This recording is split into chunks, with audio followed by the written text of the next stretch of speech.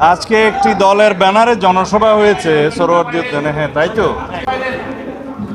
তাদের দাবি অনুসারে সংস্কার এবং বিচার তো চলমান প্রক্রিয়া চলবে। সংস্কারও হবে, বিচারও হবে, চলমান প্রক্রিয়া।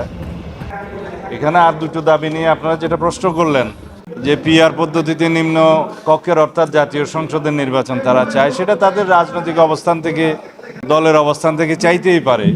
কিন্তু বাংলাদেশের বাস্তবতায় এবং ইতিপূর্বে সংস্কার কমিশনে আমাদের সাথে যেভাবে আলোচনা হয়েছে, সেই পিআর পদ্ধতির নির্বাচনের মধ্যে আমরা কোনো ঐক্যমত পাইনি।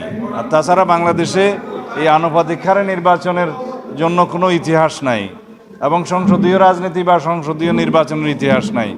বাংলাদেশের রাজনৈতিক কালচারে সেটা একটা নতুন আইডিয়া, যার জন্য অনেক রকমের পরীক্ষা নিরীক্ষা পৃথিবীর বহু দেশে হয়েছে, সেটা কখনো দেখেছি আমরা আমাদের এই দেশের জন্য প্রযোজ্য নয়। এবং যেখানে যেখানে প্রযোজ্য আছে সেখানে অনেক জটিল অবস্থা। আনুপাতিক হারে নির্বাচনের ক্ষেত্রে কোনো সংসদীয় এলাকার ভোটারগণ জানবেন না যে কে তাদের এমপি হবে। তাছাড়া তাদের এমপিদের কাছে তারা যে যাবেন, তারা নির্ধারিত কোনো ব্যক্তিকে খুঁজে পাবেন না। আর আনুপাতিক হারে নির্বাচনের কথা যারা বলছেন, তাদের একটা উদ্দেশ্য আছে। যারা স্থানীয় সরকারের নির্বাচন জাতীয় সংসদের নির্বাচনের আগে চায়, তাদের একটু উদ্দেশ্য আছে, হয় নির্বাচন বিলম্বিত করা অথবা বাংলাদেশে নির্বাচন না হওয়া।